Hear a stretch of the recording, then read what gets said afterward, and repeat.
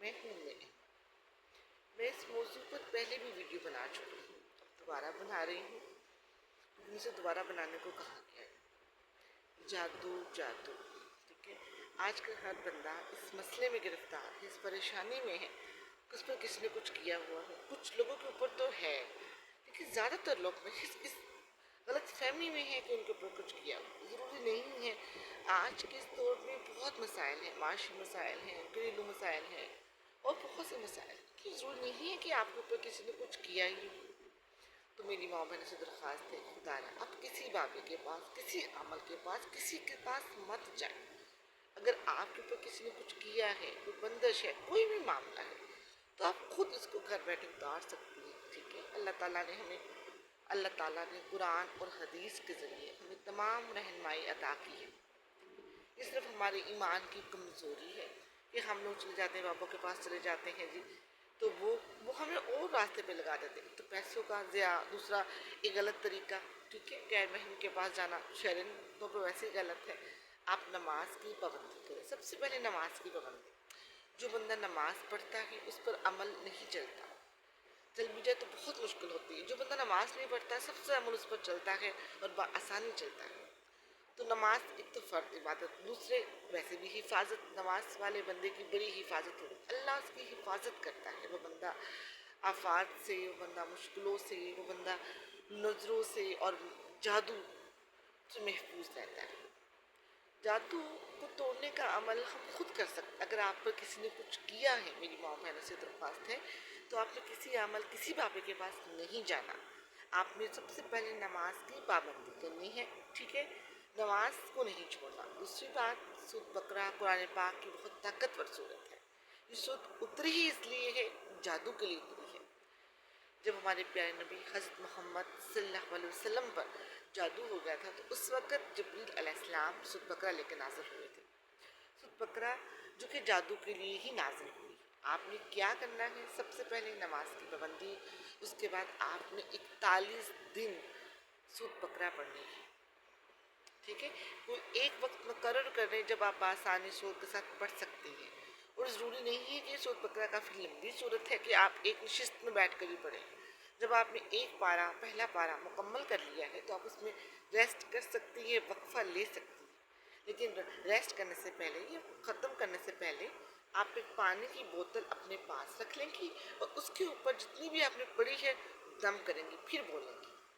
اور کوشش کریں کہ ایک ٹائم مقرر کریں، اور کوشش کریں کہ اس کو گھر کا ماحول پرسکون ہو، کوئی آپ کو ڈسٹرب کرنے والا نہ ہو، کہ سورت کی تلاوت کے دوران آپ کو بار بار بولنا نہ پڑے۔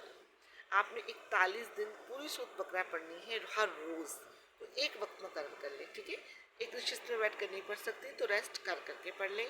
اگر آپ 41 دن نہیں پورے کر سکتی تو 21 دن کا عمل کر لیں، 21 دن یا 41 دن، روز ایک وقت مقرر کر کے سورۃ بقرہ پوری پڑھنی ہے۔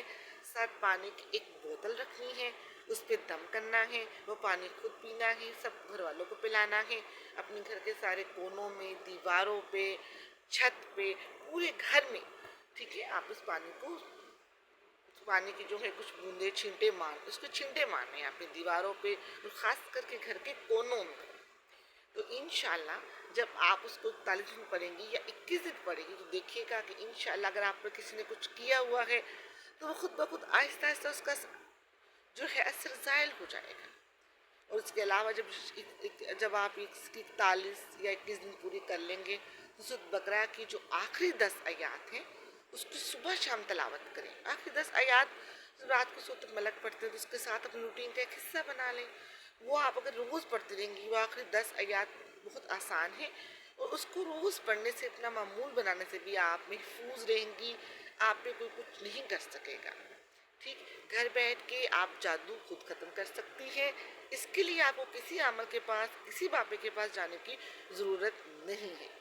اللہ تعالیٰ نے ہمیں قرآن کے ذریعے ساری ہدایت، ساری رہنمائی، سب کچھ بتا دیا ہے۔